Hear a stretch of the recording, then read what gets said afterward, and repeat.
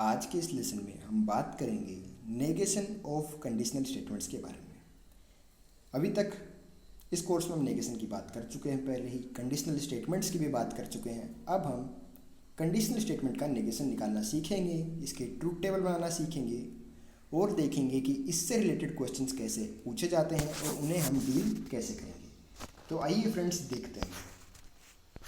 तो फ्रेंड्स, पिछले लेसन में मैंने आप लोगों को बता चुका हूँ कि P इम्प्लाइज Q का मतलब क्या होता है।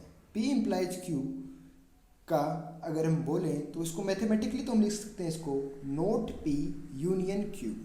तो बस हमें याद यही रखना है कि P इम्प्लाइज Q का मतलब होता है नोट P यूनियन Q, बस। ठीक, अब P इम्प्लाइज Q जो कि कंडीशनल स्टेटमेंट है। कंडीशनल स्टेटमेंट कैसे है? क्योंकि Q के होने के लिए क्या चाहिए? P होना चाहिए। P इम्प्लाइज Q, P होगा तो Q होगा, कंडीशन है ना भाई, इसीलिए कंडीशनल स्टेटमेंट है। अब इसका नेगेशन लेना है तो मतलब P इम्प्लाइज Q का नेगेशन लेना है। अब P इम्प्लाइज Q का नेगेशन लेना है और हमें पता है कि P इम्प्लाइज Q की वैल्यू है नोट P यूनियन Q। तो भैया P इम्प्लाइज Q का नेगेशन क्या हो जाएगा? नोट P यूनियन Q का नेगेशन, एक ही बात है। अब इसका नेगेशन क्या होगा? नोट P का ये उल्टा करना है। नोट P का नेगेशन नोट P का उल्टा क्या होगा? P। ठीक, यूनियन का उल्टा करना है। यूनियन का उल्टा करना है। यूनियन का उल्टा क्या हो जाएगा? इंटरसेक्शन।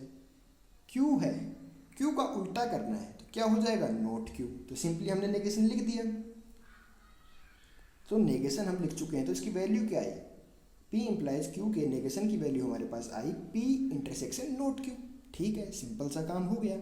अब क्या करना है? अब बनानी है ट्रूथ टेबल। ट्रूथ टेबल बनाने के लिए क्या करेंगे? हम अलग अलग कॉलम से वैल्यू रखेंगे। P Q not P note Q, P implies Q, negation of P implies Q। ठीक, अलग अलग कॉलम्स। अब आपको पता है कि अगर P और Q दो स्टेटमेंट्स हैं तो इनमें कितने केस बनेंगे हमारे पास? इनमें टोटल हमारे पास बनेंगे केस कितने? 4। कौन कौन से? पहला केस बनेगा जब P ट्रू हो Q ट्रू हो। दूसरा केस बनेगा जब P ट्रू हो Q फॉल्स हो। तीसरा केस बनेगा जब P फॉल्स हो Q ट्रू हो। और एक चौथा केस बनेगा जिसमें दोनों फॉल्स हो। बस ये केस बनेंगे। अब इनके हिसाब से आगे टेबल बन जाएगी। देखते हैं कैसे बनती है बारी बारी से। तो फ्रेंड्स, अब अगर हम बात करें पहले केस की, इसमें P और Q ट्रू है। अगर P और Q ट्रू है तो इनका नेगेशन क्या हो जाएगा? इनका नेगेशन हो जाएगा नोट P हो जाएगा अपने पास, सॉरी यहाँ पे गलत किया है, यहाँ पे नोट P हो जाएगा यहाँ पे फॉल्स। ठीक, P अगर ट्रू है तो नोट P हो जाएगा फॉल्स। अब नोट Q की बात करें तो Q ट्रू था, नोट Q क्या हो जाएगा? फॉल्स। ठीक, तो ये है। अब P इम्प्लाइज Q क्या होगा? Note P union Q। Not P यहाँ पे क्या है? फॉल्स। इसका यूनियन Q के साथ, Q क्या है? ट्रू। फॉल्स और ट्रू का यूनियन क्या होगा? ट्रू। तो P इम्प्लाइज Q की वैल्यू हमारे पास आ गई है ट्रू। ठीक, अब इसके अगर नेगेशन की बात करें तो P इम्प्लाइज Q का अगर वैल्यू ट्रू है तो इसका उल्टा क्या होगा? फॉल्स। तो P इम्प्लाइज Q के नेगेशन की वैल्यू क्या आ जाएगी? फॉल्स। ठीक, अब बात करते हैं केस 2 की। तो केस 2 की फ्रेंड्स अगर हम बात करें तो केस 2 में P हमारा ट्रू है, Q फॉल्स है। अगर P ट्रू है तो नोट P क्या हो जाएगा? P का उल्टा। ट्रू का उल्टा क्या होगा? फॉल्स। तो नोट P की वैल्यू आ गई फॉल्स। अब Q अगर हमारे पास फॉल्स है तो इसका उल्टा क्या हो जाएगा? नोट Q, जो कि क्या हो जाएगा? ट्रू। ठीक, अब P implies Q। P implies क्या क्या होता है? Not P union Q। Not P की value false, Q false, false false का यूनियन फॉल्स। ठीक, इसका उल्टा करना है, नेगेशन लेना है तो फॉल्स का उल्टा ट्रू। तो ये वैल्यू निकल के आ गई। ऐसे अगर केस 3 की बात करें तो केस 3 भी सिंपल है। केस 3 में क्या है? P फॉल्स है, Q ट्रू है। अब P फॉल्स है तो उसका नोट P क्या हो जाएगा? ट्रू। Q ट्रू है तो उसका नोट Q क्या हो जाएगा? फॉल्स। ठीक, अब P implies Q। P implies Q क्या होता है? Not P union Q। Not P की वैल्यू ट्रू, Q की वैल्यू ट्रू। तो P इम्प्लाइज Q की वैल्यू भी क्या आएगी? ट्रू। ठीक, P इम्प्लाइज Q की वैल्यू भी यहाँ पे आ गई ट्रू। अब P इम्प्लाइज Q ट्रू है तो इसका नेगेशन क्या हो जाएगा? इसका उल्टा, जो कि क्या हो जाएगा? फॉल्स। तो ऐसे करके हमने आसानी से निकाल दिया। अब बचा आखिरी केस। आखिरी केस भी कोई ज़्यादा बड़ी चीज़ नहीं है, आखिरी केस भी छोटा सा है। कैसे? छोटा सा ऐसे है कि P और Q क्या है? फॉल्स। तो इनके नेगेशन क्या हो जाएंगे? दोनों ट्रू। ठीक, अब P इम्प्लाइज Q क्या होता है? P इम्प्लाइज Q होता है not P union Q। Not P क्या है यहाँ पे? ट्रू। Q क्या है यहाँ पे? फॉल्स। ट्रू फॉल्स का यूनियन ट्रू। ठीक, ट्रू फॉल्स का यूनियन ट्रू। इसका नेगेशन लेना तो क्या हो जाएगा? ट्रू का उल्टा फॉल्स। तो दोस्तों आप लोग देख सकते हो कि हमारे पास ये ट्रूथ टेबल निकल के आ चुकी है। नेगेशन की ये आ चुकी हैं वैल्यूज़, P इम्प्लाइज क्यू की ये वैल्यूज आ चुकी हैं।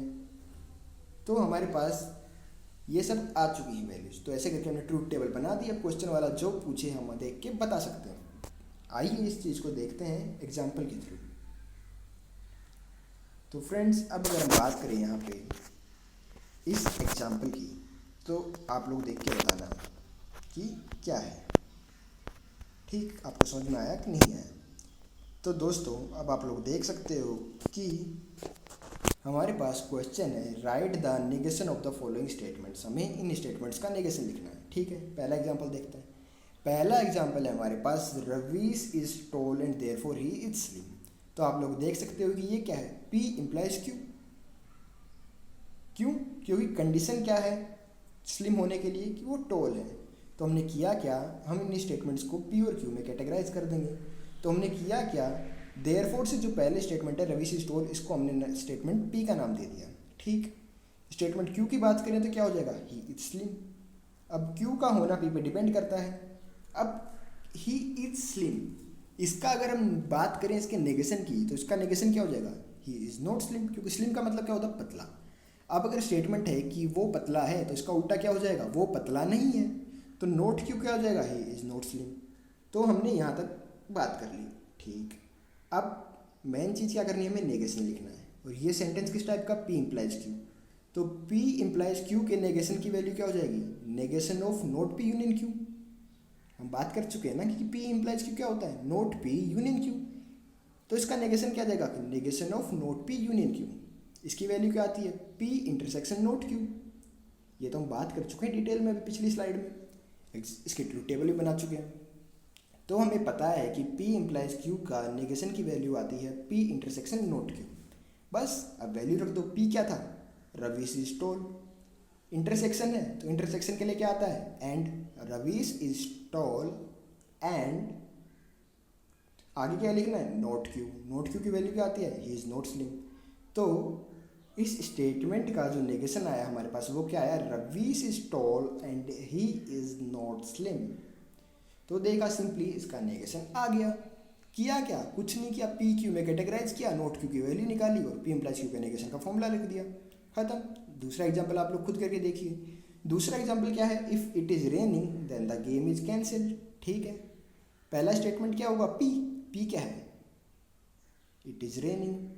क्यू क्या है, द गेम इज कैंसिल्ड। ये दो स्टेटमेंट्स हैं। गेम कैंसिल होना किस पे डिपेंड कर रहा है, if it is raining. P implies Q वाला है, इसका हमें नेगेशन लेना है। ठीक, तो अगर हम बात करें क्यू की, तो क्यू क्या है, the game is cancelled. Note Q क्या हो जाएगा, the game is not cancelled. यही ना, क्यू है, गेम कैंसिल हो जाएगा। इसका उल्टा क्या होगा, गेम कैंसिल नहीं होगा। सिंपल सी बात। ठीक, अब पी इम्प्लाइज क्यू का नेगेशन की वैल्यू क्या आती है, पी इंटरसेक्शन नोट क्यू, यही आती है। तो बस अब रख दो इसमें से। पी क्या है, it is raining. Note Q क्या है, the game is not cancelled. और इंटरसेक्शन क्या होता है, एंड।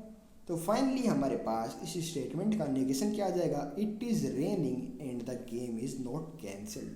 तो दोस्तों, जेईई मेंस में इस टाइप के क्वेश्चंस पूछे जा सकते हैं। तो हमें पता होना चाहिए कि पी इम्प्लाइज क्यू ये लिखा हुआ है, पी इम्प्लाइज क्यू लिखा है, उसका नेगेशन लेना, तो मैथमेटिकली इस हिसाब से कैलकुलेट करेंगे और फिर वैल्यू रख देंगे बस।